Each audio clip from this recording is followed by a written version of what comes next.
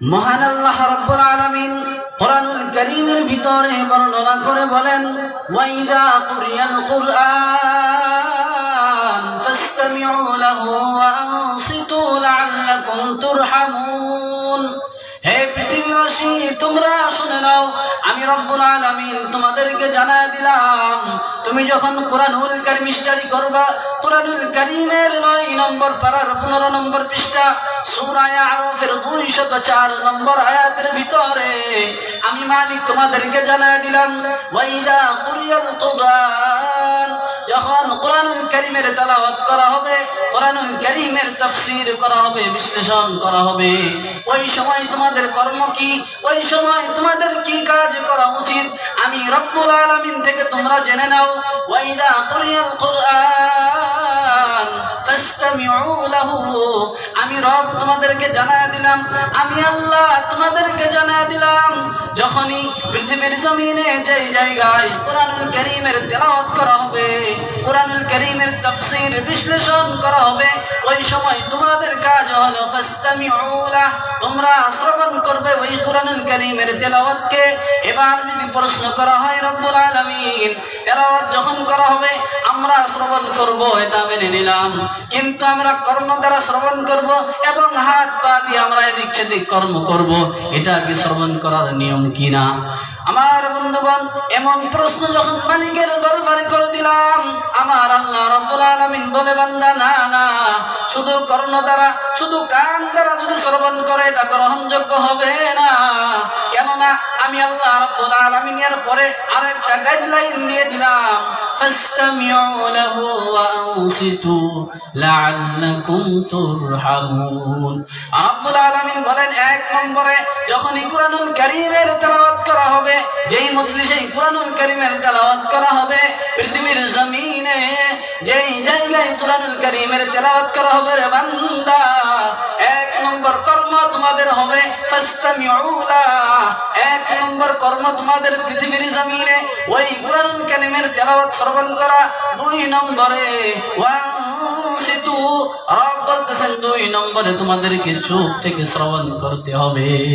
মুহতারাম দোস্ত আজিজ, আমরা এই আয়াত থেকে দুটো কথা জানতে পারি, 1 নম্বরে কোরআনুল কারীমের তেলাওয়াত শুনতে হবে, 2 নম্বরে চুপ থেকে শুনতে হবে।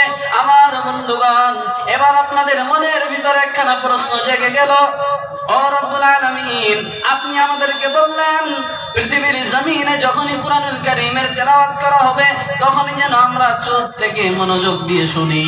এবার তুমি রব্বুল আলামিনের নিকটে প্রশ্ন হয়ে গেল, আমরা যদি পৃথিবীর জমিনে কোরআনুল কারীমের তেলাওয়াত শ্রবণ করি চুপ থেকে মনোযোগ দিয়ে, তাহলে আমাদের লাভ কি হবে, আমাদের ফায়দা কি হবে?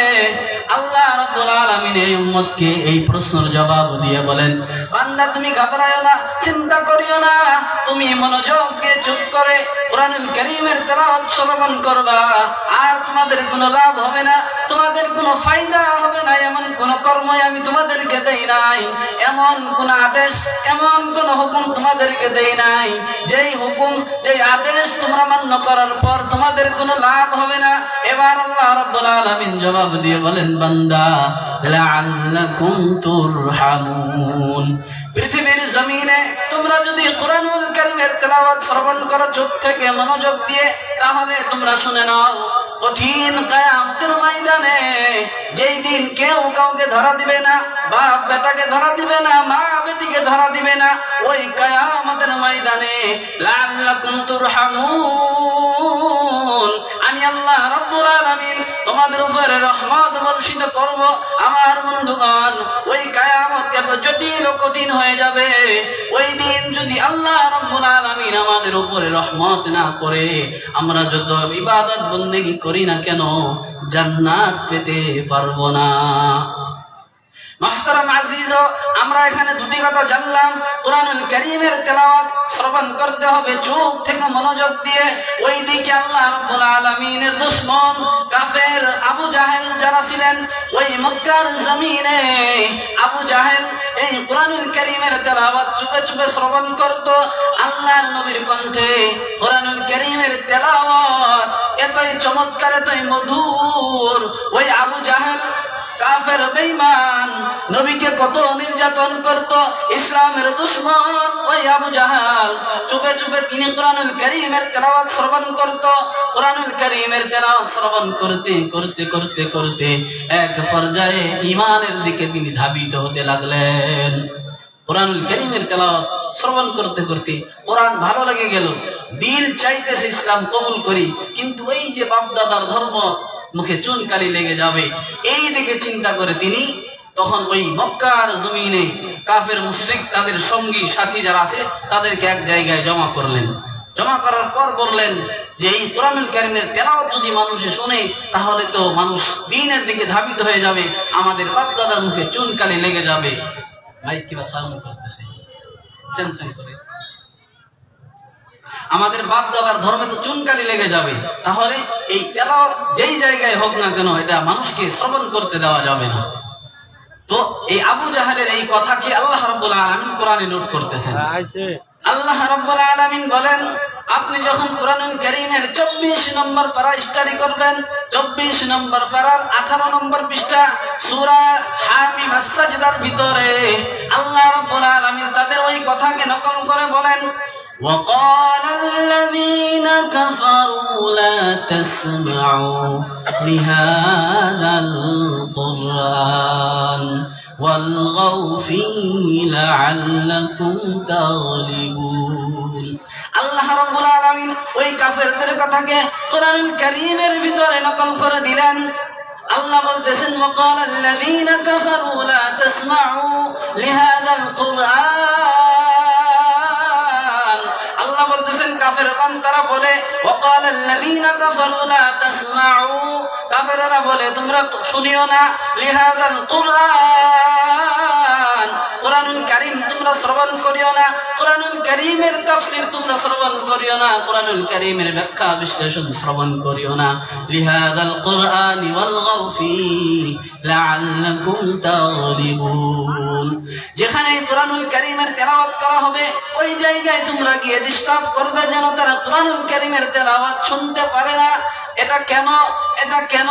আল্লাহ রাব্বুল আলামিন আরেক আয়াতের ভিতরে জানিয়ে দিয়েছেন, 9 নম্বর পারার 15 নম্বর 16 নম্বর পৃষ্ঠার ভিতরে আল্লাহ তাআলা বলেন সূরা আনফালের ভিতরে, ইন্নামাল মুমিনুনা আল্লাযীনা ইযা যুকিরাল্লাহু ওয়াজিলাত কুলুবুহুম।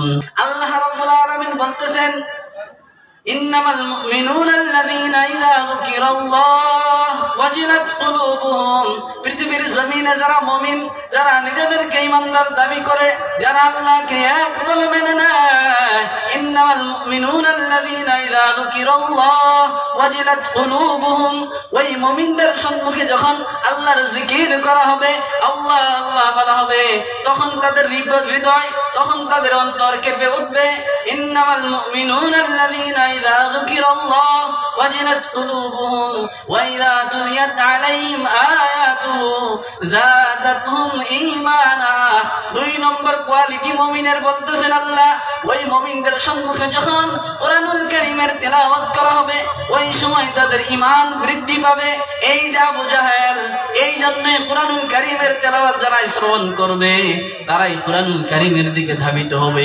এই জন্য আবু জাহেল বলতেছে কোরআনুল কারীমের তেলাওয়াত যেই জায়গায় হবে, ধর্মীয় জলসা যেই জায়গায় হবে, সেই জায়গায় গিয়ে বাধা দিতে হবে, হাল্লা চিল্লা করতে হবে যেন তারা কোরআনুল কারীমের আলোচনা শুনতে না পারে। তাহলে কোরআনুল কারীমের তেলাওয়াত শোনার জন্য 2টি গাইডলাইন আমাদেরকে মানতে হবে। 1 নম্বর চুপ থাকতে হবে, 2 নম্বরে মনোযোগ দিয়ে শুনতে হবে। আর আবু জাহেলের পক্ষ যারা নিবে, এই জায়গায় যারা ডিস্টার্ব করবে, হাল্লা চিল্লা করবে, তারা আবু জাহেলের অনুসারী। আর যারা আল্লাহর গাইডলাইন মেনে চলবে তারা আল্লাহ আল্লাহ রসুলের অনুসারী। যারা আল্লাহ এবং আল্লাহ রসুলের অনুসারী হবে তারা হবে জান্নাতি। আর যারা আবু জাহেল, উকবা, শাইবা এদের অনুসারী হবে তাদের ঠিকানা হবে জাহান্নাম।